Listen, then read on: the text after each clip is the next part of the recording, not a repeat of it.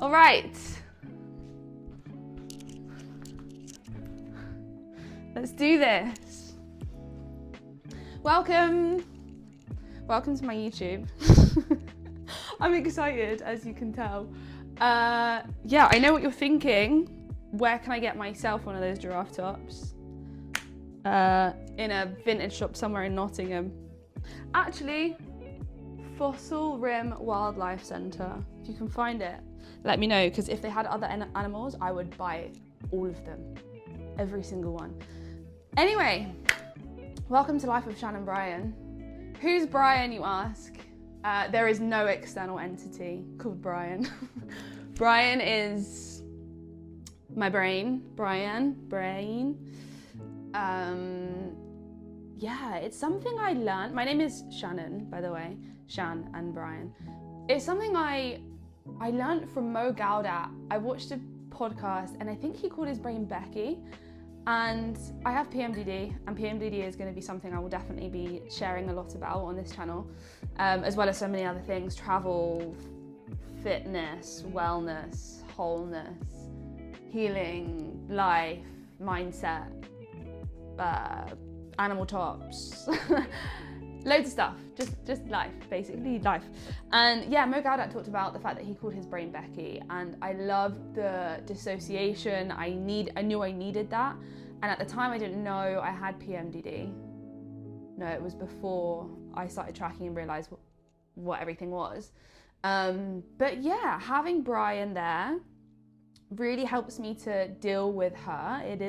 She is a she. It's a girl, Brian. And on some of the tough days, it's just really nice because I call her out now. I will call her out.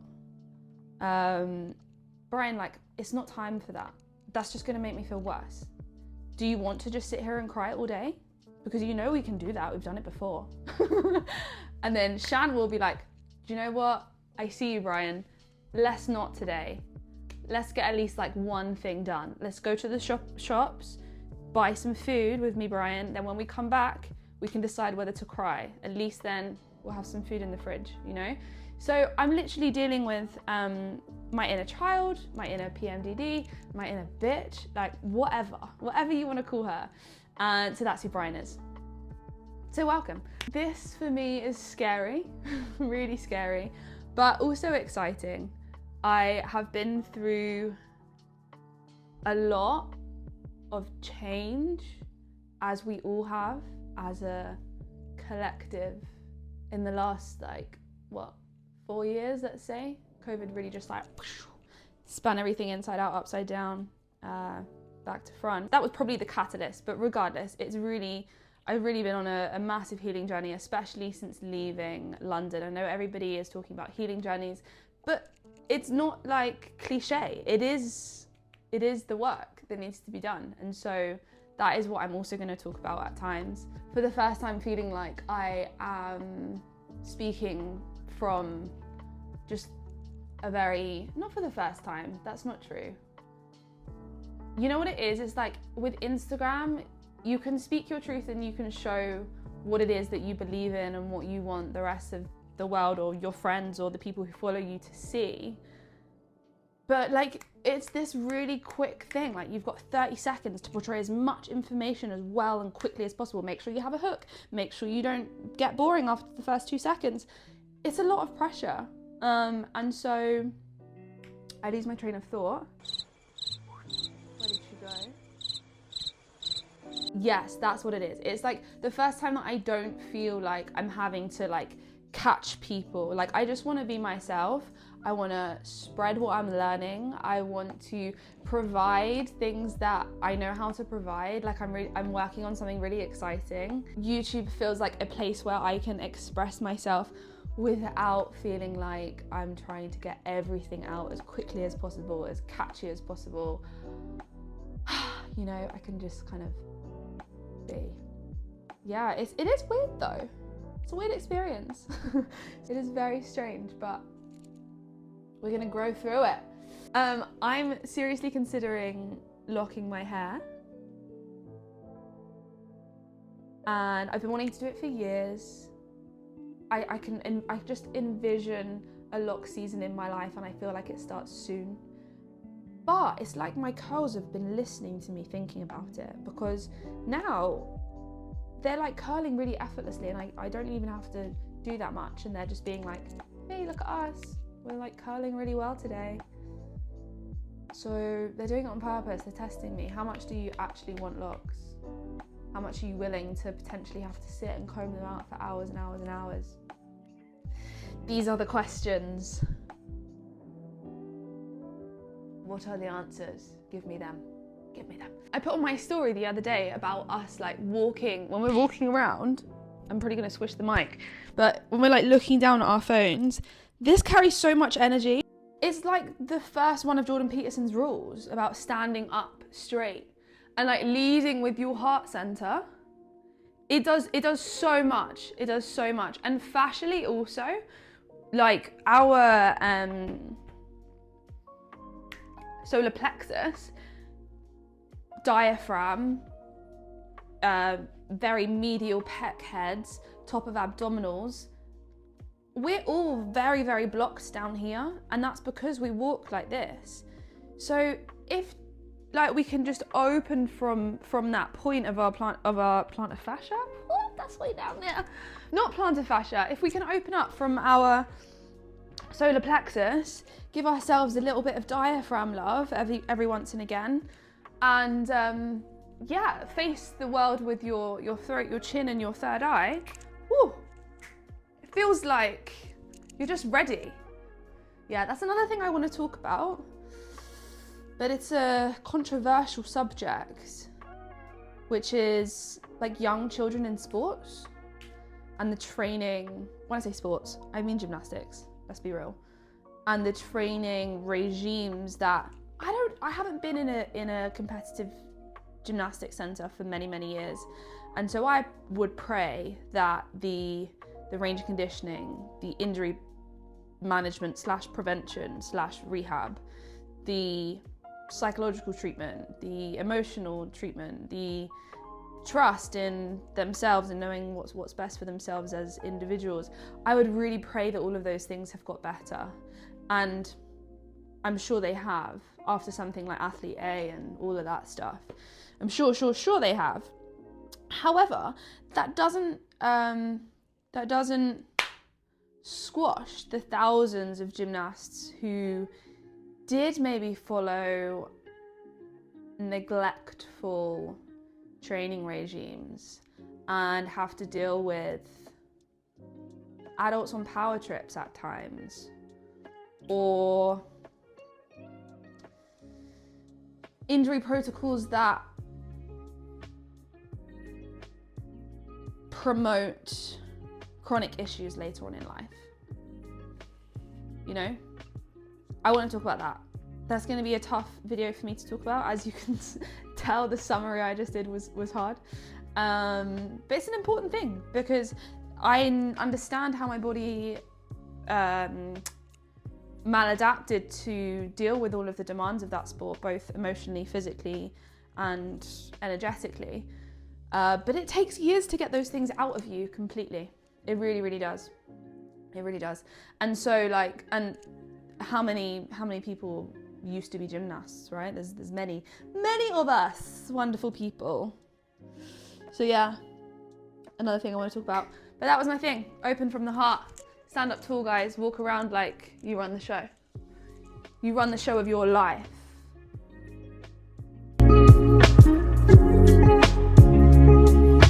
Oh my God, something amazing I found. Already peeled. I don't got to peel that no more. Woo, it's been red.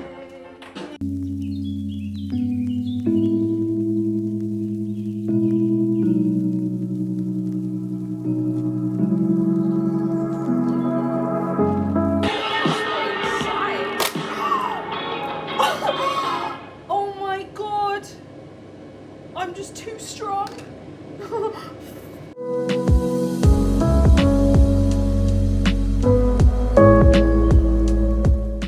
breakfast has been had. It was good. I got coleslaw everywhere, so that was really fun. But the burritos were tasty.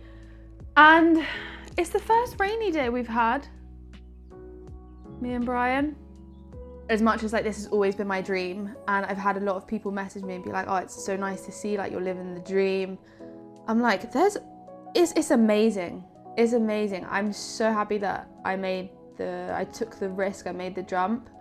But it comes with just other challenges. It's just different challenges. I remember before I left, I was speaking with Kyle, a friend from yoga, and he is a Reiki master. And we did a Reiki session together and it was amazing. But it was actually during the yoga teacher training that he said, wherever you go, there you'll be. And when he said it, it hit me like a ton of potatoes. And so that's why this year has been hard. It's been amazing. It's been so memorable. It's been the best year of my life, definitely. The most growth of my life, 100%. I think it's just that this year is the most conscious I've been of everything. And so when you're conscious, you're more aware of how much things affect you and why they affect you and how they affect you, and then how to stop them affecting you. And so yeah, it's been a lot of growth. But anyways, work is a part of this, and that's why I say it comes along with its own challenges, because I'm in this beautiful place, yes, but I'm trying to build from the inside out and create with meaning and purpose, and it's been hard. I'm always someone that knew like I can't work for somebody. I just can't do it. I can do it for a while. Especially if I'm passionate about what it is that your company offers. If I'm not passionate, I won't even I won't get the job. I don't want the job. But yeah, there's always been something in me that's just like, I hated asking for time off. Nobody enjoys that, right? But it was like a real deep, like, I shouldn't have to ask nobody to take some holiday, you know? I think it's an inner child thing. My upbringing was very controlled because of gymnastics. And so like the idea of someone else telling me what to do, Brian is like, no way, and I just like, yeah, I freak out. So, but also that's kind of, for me, it's nature. I knew from a very young age, like I want to work for myself. And so yeah, but it's hard because I am a creative person, and if I'm feeling like emotionally in a weird space, then like I can't be productive and I can't create. And so it means that I have been like very ruled by my emotions for a long time, and still now. And that's part of the work that I want to be moving into with 2024. You know, both letting go of the reins completely and trusting. And I guess that's it, actually. There was going to be another thing, but I was going to say like not being ruled by my emotions. But actually that's like trying to control my emotions. I don't want to try and control them. I just want them to move through me. And so yeah, I'm going to try and let go of the reins this year and flow with what feels like I should be doing in each moment, and just choose moment by moment. There is a vision, there is a plan. I laugh because it feels irresponsible almost. But my level of trust is very high.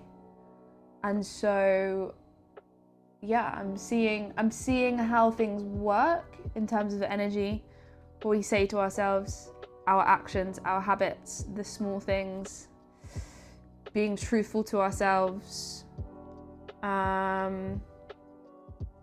taking time in silence and stillness. Oh, that one. Since my Vipasana, maybe I'll chat about my Vipasana for a bit. Yeah, why not? Yeah, since my Vipasana, it's a meditation center that I went to in northern Thailand. I can't remember the name, but I'll maybe link it down below. And it was just a space whereby you go there, you're not allowed your phone, you're not allowed to speak. you take basically the not the 8 limbs of yoga. You take the 9 precepts, 8, 9. Man, I should be more prepared for this video, but I'm not. So this is how it's going to go. You take a bunch of precepts, right? And one of them is, well, these are them. No technology, no phone, no communication. Even the people that you're there with, you shouldn't be speaking to. There are a lot of people at my one who are breaking the rules, and I didn't tell on them, but I just looked at them and I thought, what are you here for if you're going to be sneaking off chatting?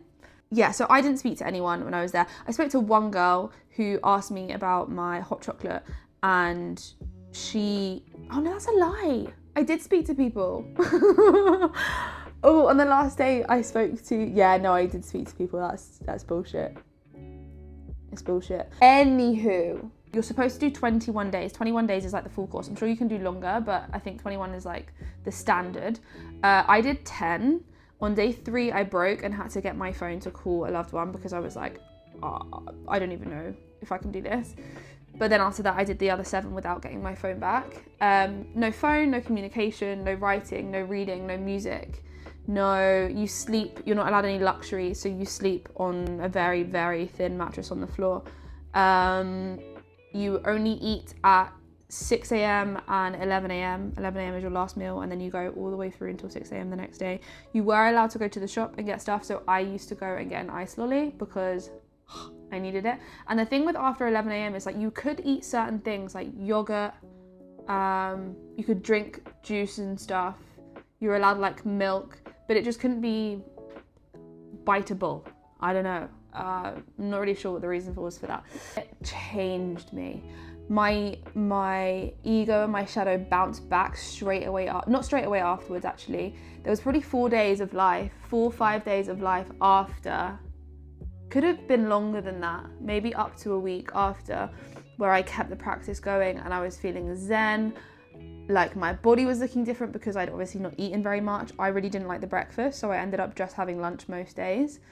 But the bounce back and the pull back in of all of the distractions and the letting go of all of the mindfulness techniques that I learned there happened very quickly. And that was the self-sabotaging me who wasn't ready to let go of certain things, like just kicking out. Again, it's like the inner child, like, no, I wanna smoke weed. I wanna, not meditate.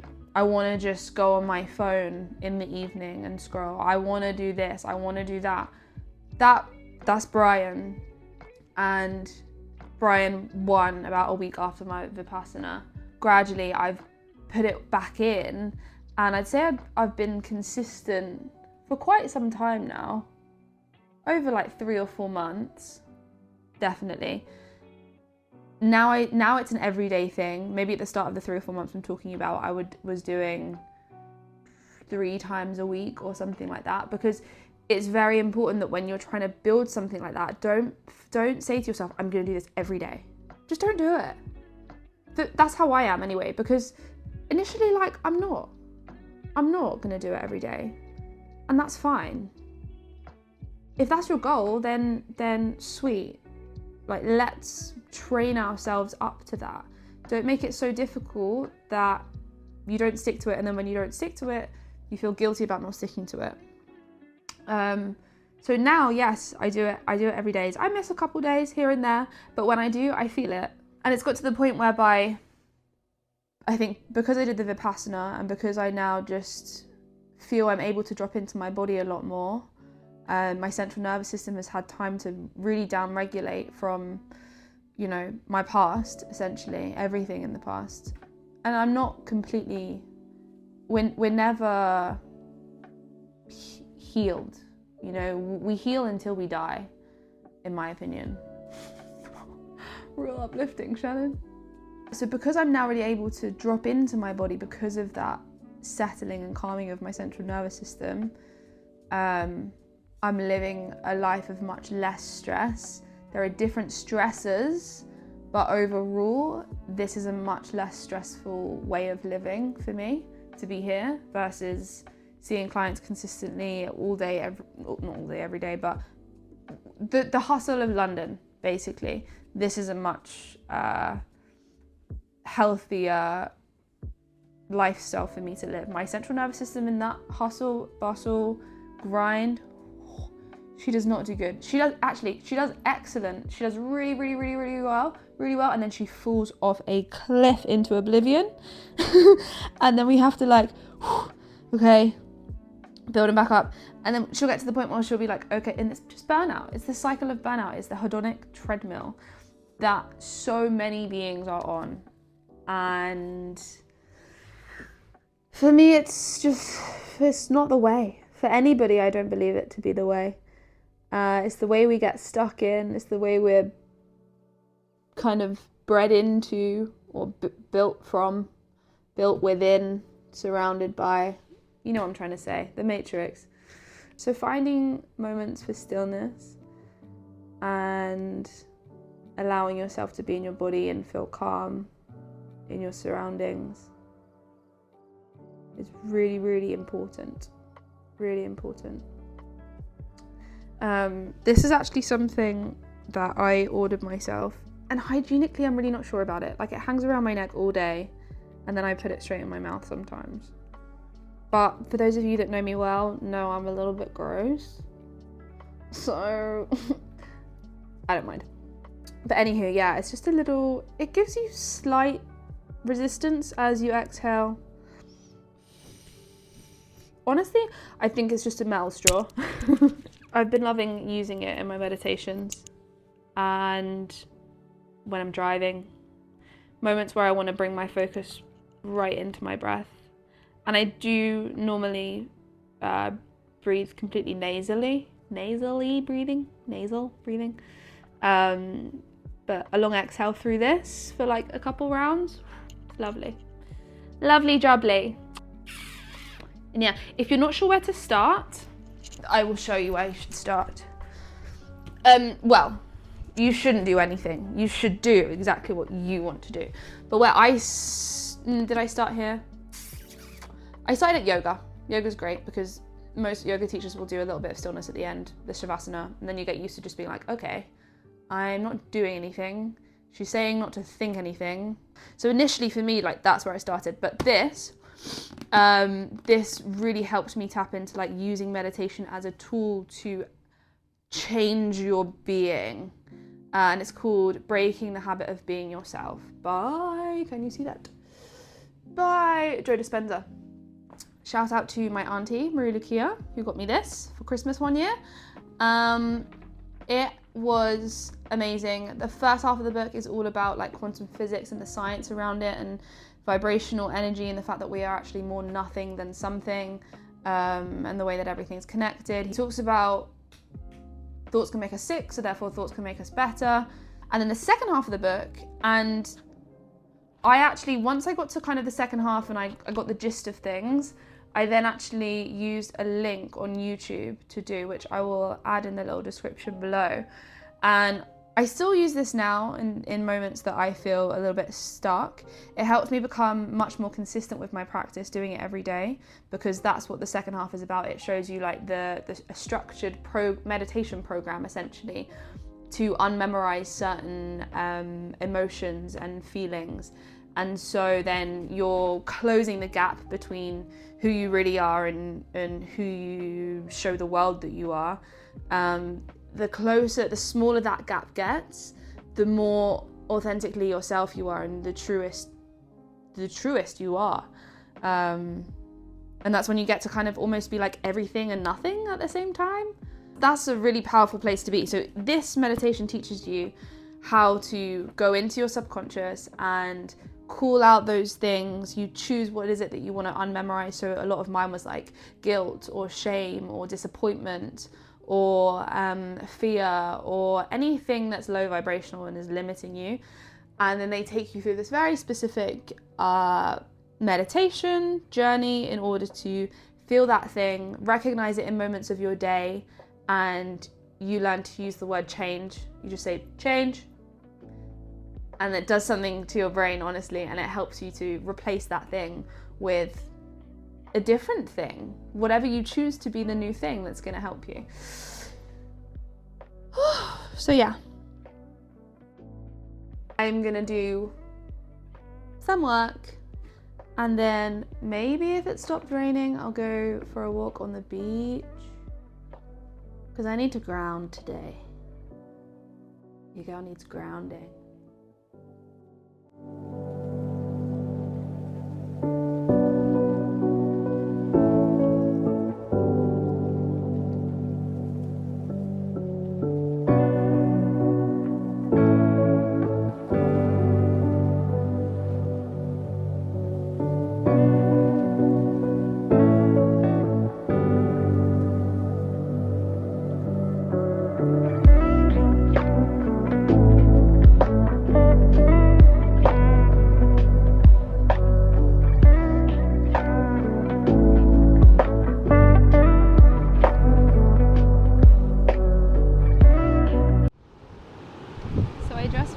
A little post that triggered the out of me, and whenever something triggers me, I now know, like, I take the time, I pause, I'm like, why has that triggered you? What has that opened up? How can we learn from feeling triggered in this moment? Self-reflection is a key to shedding parts of yourself that you no longer want to accept, and then accepting the parts of yourself that you can't change. And so yeah, they're just my little thoughts. Just my little thoughts. There's so many people walking past. I think I can get used to this though. I think I can. I'm gonna keep walking. It's very windy. She's a windy girl today.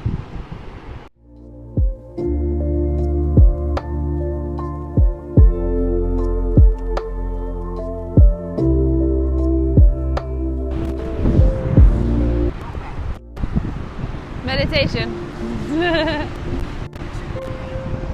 Huh? Meditation, yeah. I still need meditation. What do you mean, why? Thank you. Which country am I from? I'm from the UK, originally. London. My dad supports Manchester United. I know. I don't understand why. Nottingham Forest. Okay. This t-shirt is from Nottingham. That's where I bought it. Shannon, nice to meet you. Huh? No, I'm not free. Sorry. No, I can't. Thank you. I appreciate it. I appreciate the offer, but have a good day. Bye.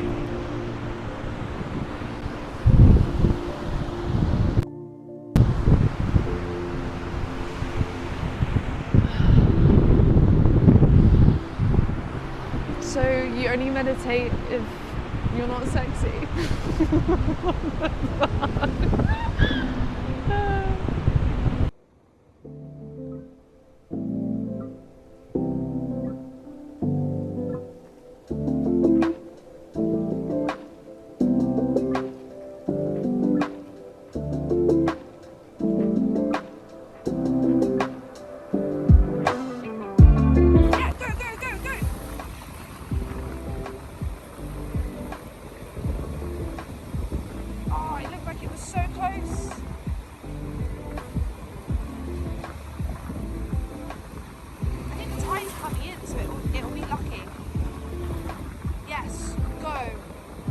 Jellyfish self.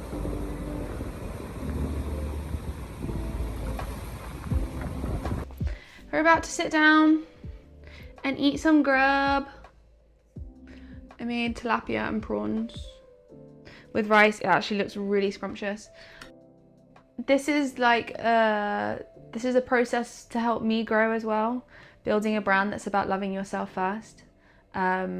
I am by no means there. I haven't arrived. It's a work in progress. But I can feel already, just in the first stages of really understanding what it is to love myself. because a lot of people think of self-love and they think of like self-care and eating well and going to the gym, and that is all self-love 100%. But self-love is also self-respect and being completely brutally honest with yourself and accepting both the light and the dark parts of you, radical self-acceptance, and keeping promises to yourself. So I'm just about to sit and chill for the evening. I'm watching Andre Ducham's podcast, the Know Thyself podcast, with a lady who I've only watched like a clip and it's already very captivating. The painful truth about polarity, reclaiming the self and freeing the something. But when I'm traveling, I always want to try the McDonald's pies. When I was in Bali, they had a chocolate and marshmallow one. It was good. And I haven't tried the ones in Thailand yet. So I got this one. It's a cute little Hello Kitty thing. It was just called like pink egg floss or something. They have this stuff here in Thailand called like is like egg floss, and it's normally yellow. So pink egg floss and a pineapple pie. Let's see what they're saying. There's just something about McDonald's pies.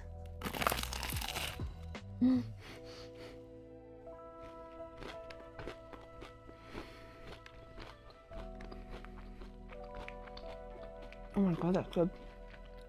No, it is the yellow stuff that's been. I've seen it everywhere in Thailand. Oh, it's good. It's good. It's like vanilla.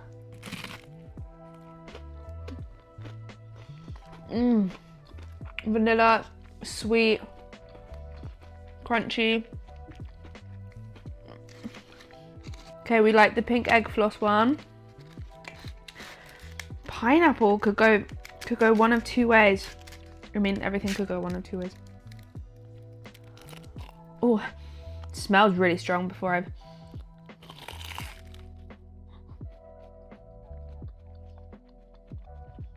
Oh.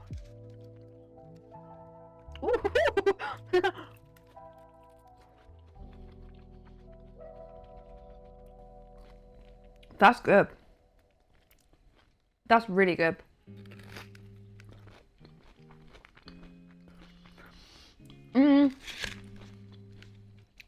I think the egg floss wins just because the pineapple in the pineapple one is like so textbook pineapple, it almost feels a bit fake. It's like over pineapple, you know how you get like the fake strawberry taste? They kind of did a bit too much, but it was good.